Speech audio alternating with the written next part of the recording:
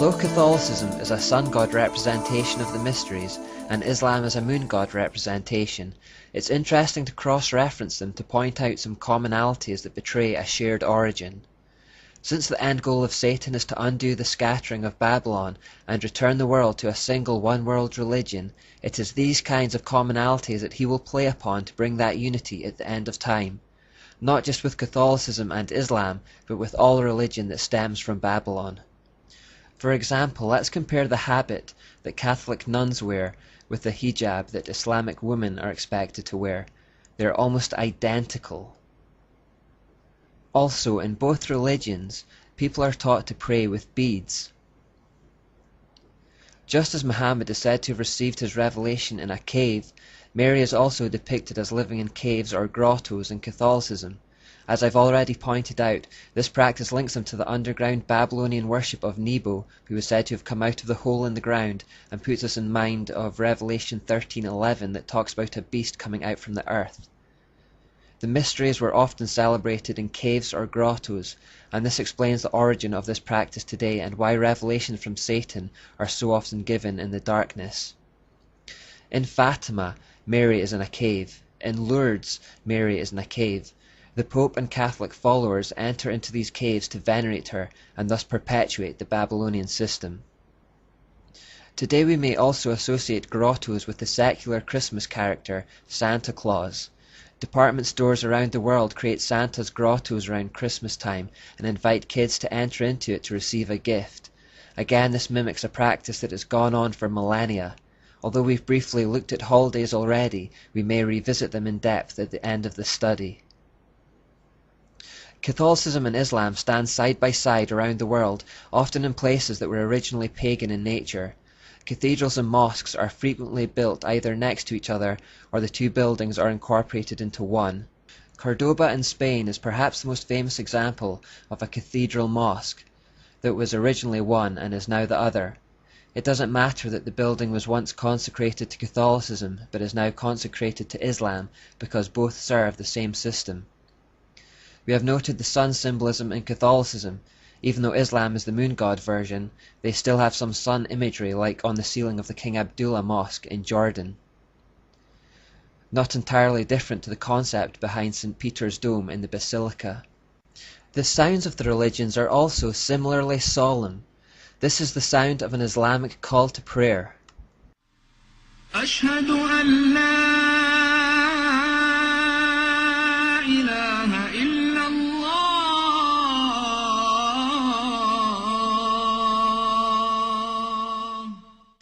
Now compare it with the sound of a Gregorian chant. They are both similarly haunting, mournful, and melancholic.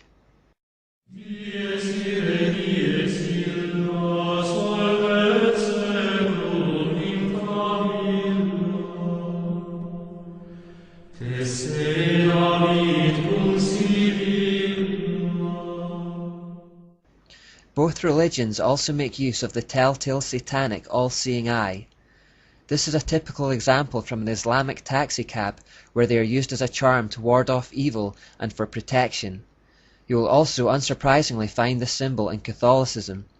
This is one example found on the confessional at the Cathedral Milano in Italy. To the ancient Egyptians, the right eye represented the sun and the left eye represented the moon. That is why in Egyptian forms of the eye, it is surrounded by makeup that normally identifies it as the right eye, the eye of the sun god, Osiris or Horus to them. In this example, note the sun rays representing the supposed illumination that comes from the eye. One of the great ancient Egyptian temples was the Luxor Temple. Helena Blavatsky, an important occult figure that we'll look at later, said that within such temples, obscene acts of homosexuality were conducted as a form of worship to Set.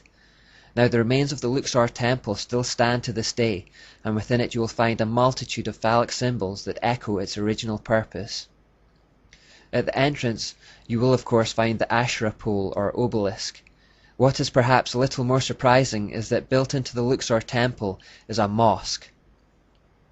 Some Catholics plainly see the similarities with Islam and are looking for a shared future based on the truth that they have the same origin. Vatican insider Dr. David Malachi Martin said that on the basis of a personal message from Mary to Pope John Paul II, he believed that there will come a day when the heart of Islam, already attuned to the figures of Christ and Christ's mother Mary, will receive the illumination it needs, a second Fatima, in which they will recognize him as God's true vicar on earth. Then with fellow travellers like the Church of England, the Episcopal Church, and others of like mind, the Pope could be worshipped as the infallible Holy Father by over 1/2 of the world's population.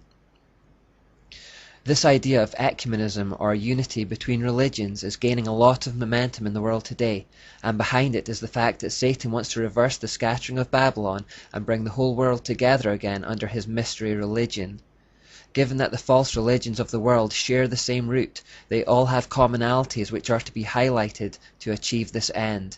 The idea is to bring the world under the headship of the Pope, because he is the earthly head of the mysteries. Because of Muhammad's Catholic influence, Muslims already believe in Mary's Immaculate Conception and virgin birth. So high is their view of Mary that the Quran concludes she must be a goddess in Christianity. It therefore teaches that Christians believe in the Father, the Mother, and the Son. This is an error that comes by observing Catholicism's overemphasis on Mary as a deity. In fact, Father, Mother, and Son is the Babylonian Trinity. The Christian Trinity is Father, Son, and Spirit. The Islamic system of salvation is one of justification by works, which is the same as Catholicism and all false religion, in fact. The Quran teaches that on the Day of Judgment, good and bad works will be weighed up in a balance to decide whether or not someone goes to heaven or hell. This is just like the scales of Anubis or St. Michael in Rome. In Islamic states there is no division between religion and politics. This merger of secular and sacred is similar to the Church of Rome, where the sovereign pontiff is both head of the religion and a reigning monarch. A final similarity with the Church of Rome is persecution, firstly of Jews and secondly of Christians. This is an indicator of Satan's presence. The Jews were granted full citizenship of Rome in 212 AD. However, when the empire became Catholicized under Constantine 100 years later, this toleration of Jews declined and persecution began. This was the start of a long history of terrible persecution of Jews by the Church of Rome. Likewise, we have already seen how Muhammad developed a hatred of the Jews and took to attacking and massacring them. In conclusion, we should be careful not to bow to the pressure of the politically correct lobby and blaspheme the name of God by placing him on a level with Allah, or to even suggest that they are one and the same under different names. Allah is Baal. We should also be clear in refusing to compromise with Catholicism and its Babylonian ways.